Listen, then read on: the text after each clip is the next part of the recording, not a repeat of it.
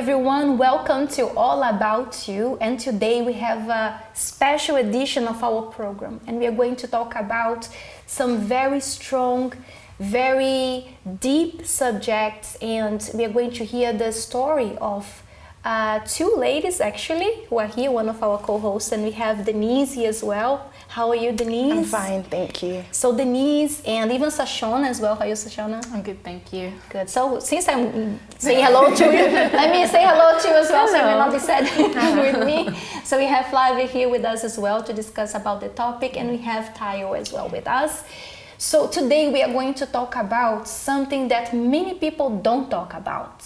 They don't want to talk about. They want to hide it. They want, if they could, they would bury it. Don't deal with it and leave it behind forever. Lock it with a key and throw it in the sea of forgetfulness. But the thing is that even though they try to forget, they try to not cope with it, don't deal with it, the thing is that what it does to them, the consequences in their lives, they are very much present and they are alive in their lives, in the day-to-day lives. And we are talking about abuse. I know that there are many people who went through abuse, and even we were discussing about that, isn't it, Flavia? Here in the UK, we're seeing there doing some research to find out how it goes, the statistics, right? One in five women in the UK have experienced or will experience any type of abuse. This is a very huge number. It's like millions, more than 1 million people, more than 1 million women facing abuse only here in the UK.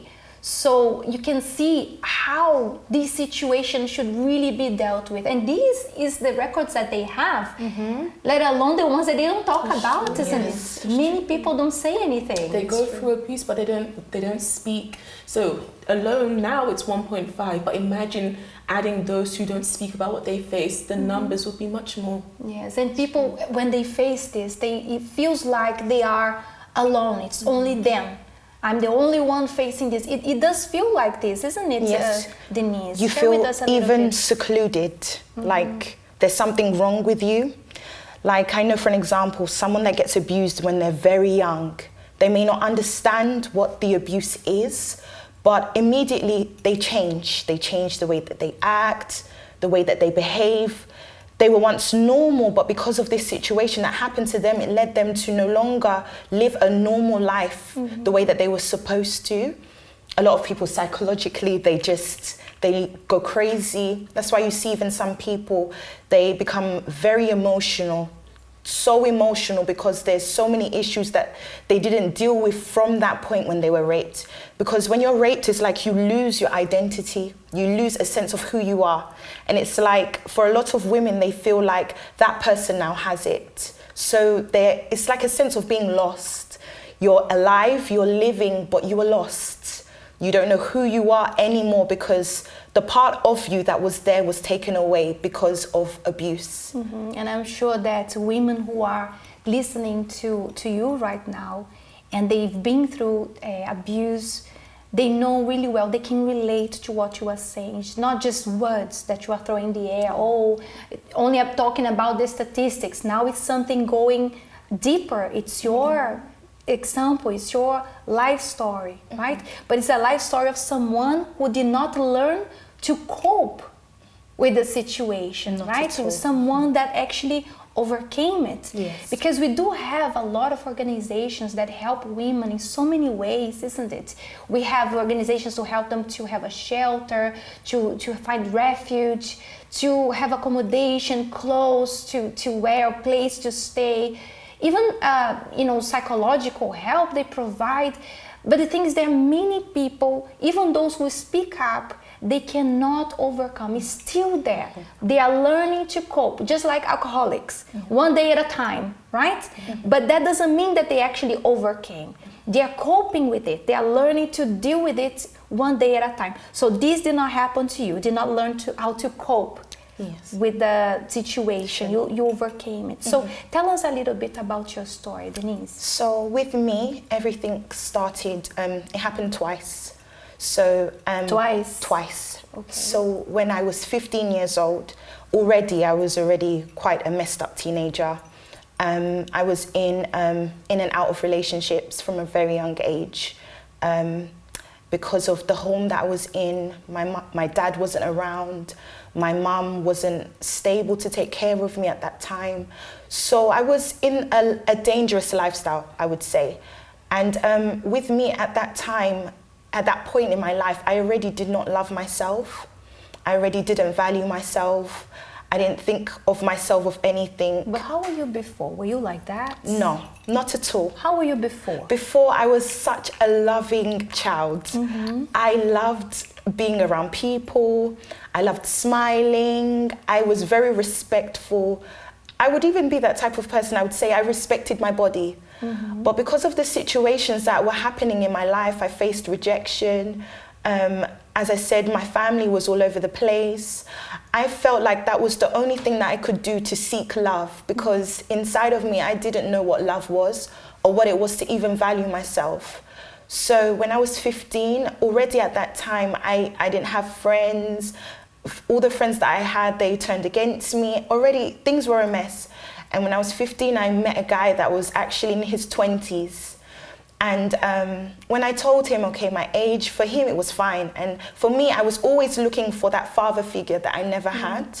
So I was in a relationship with him. I always said to him, please don't touch me. I would even mention I'm a virgin, just so that I would have that sense of please don't touch me, because that's not what I want. But I remember one day I went to go and see him. And I remember that day clearly, because there was a thought that came to me, Denise, don't go. But that day I went. And that day he pinned me down and he just started to rape me.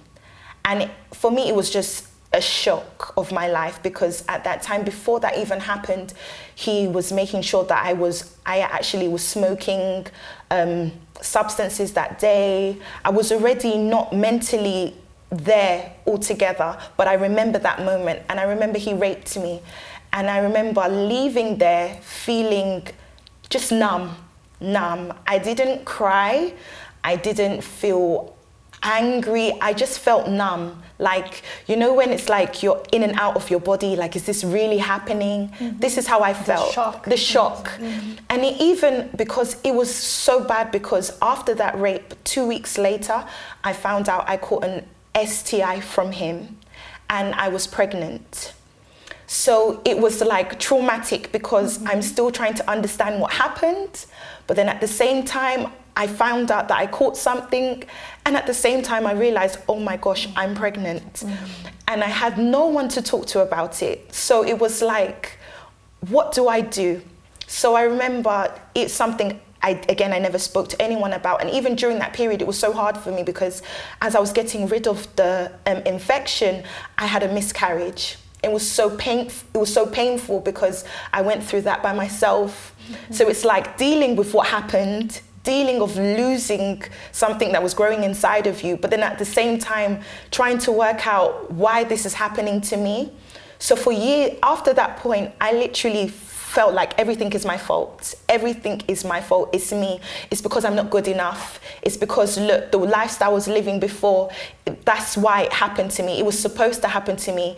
No one loves me anyway, so this is how my life is supposed to be like. And for many years, it was the same thing. I would go into relationships, be around people, and I would always feel like I'm not good enough. I would always feel like I needed to be around people to get what I needed inside. And the same situation, it didn't happen again, but it was worse because I was in an abusive relationship.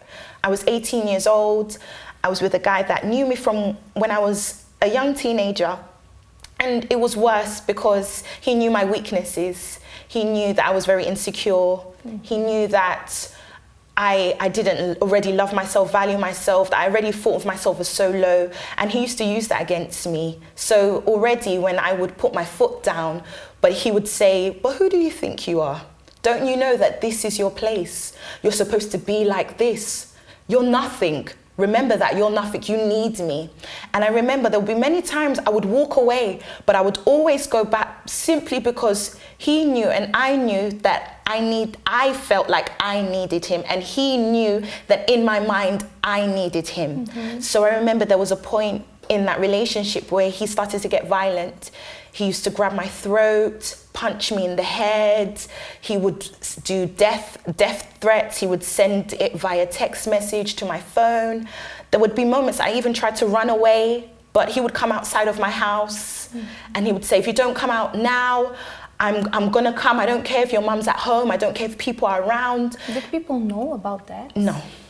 Because for me, it's more shameful for me to speak. Because if I spoke, I always felt like people would judge me.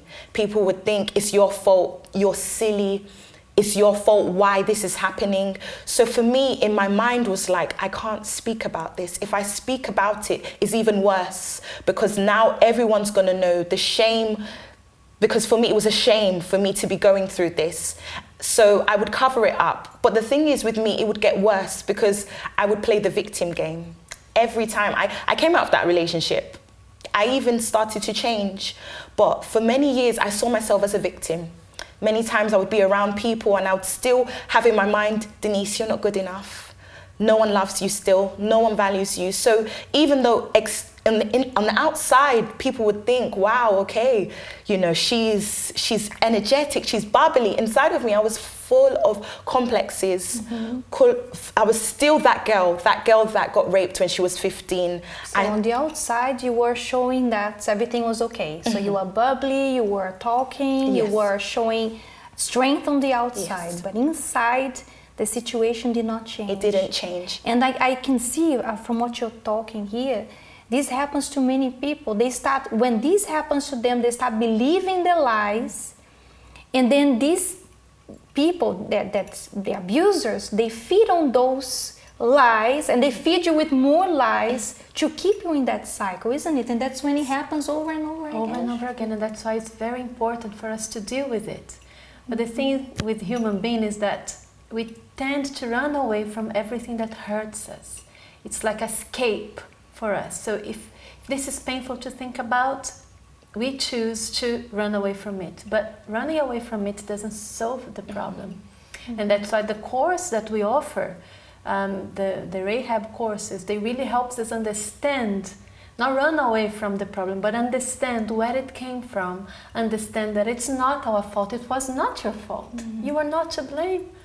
But you thought that you were, and because you thought you were, other people took advantage of you. But once we learn about ourselves, problem solved. Not as simple as this, but for sure it's the beginning of the change. Yeah, it's true. And so Shauna also went through something similar, isn't it? She started believing those lies, and then you were trapped into that life as well, into that situation because of the lies you were being fed with, isn't it? No, it's true. And just as Denise says, you want to speak, and unfortunately you speak to the wrong person, and that person takes advantage of your weakness. And for me, it was trusting people. It affected many relationships. You put it in like a little box.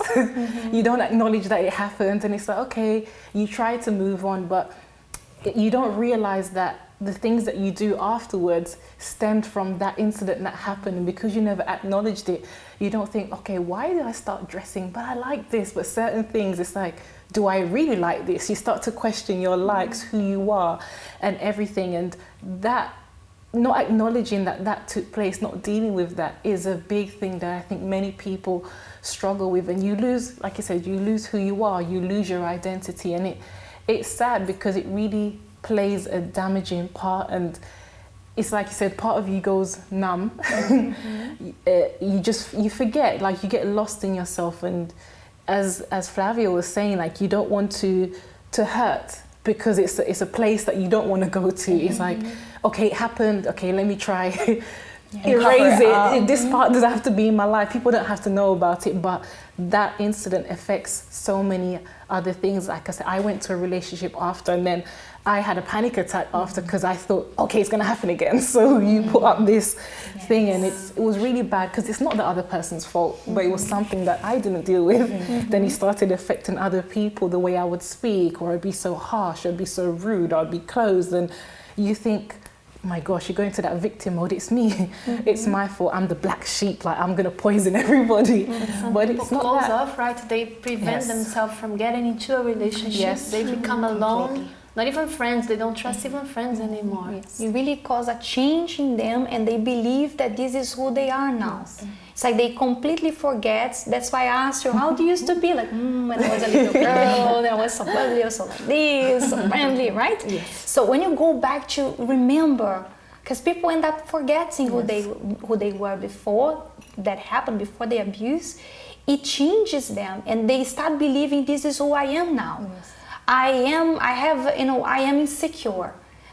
This is who I am. It can be, you spoke about very strong kind of abuse, but there are so many forms of abuse out there. And they are, the smallest they could seem to someone is already enough to make someone change their behavior, to stop loving themselves, to have a lot of low self-esteem, making them feel insecure, and they think, no, I am insecure, oh, I am shy. Why? Nobody's born shy, right? So this is who I am now. There was a point where I felt like I'm damaged goods. Like, who wants damaged goods? You take something back, it's always left on the shelf. And I could hear the words he would say to me, like, I made you, who's gonna ever want you? Like, those things like that, they're not just words. They circulate in your mind, especially as you go into this cycle of secluding yourself. You're left alone with your thoughts. And then it just runs and you don't have no one to express those to. And like you said, that's you sort of like emotionally self-harm yourself without realizing it. Yes, it's so good to have someone to talk to, isn't it, Tyler?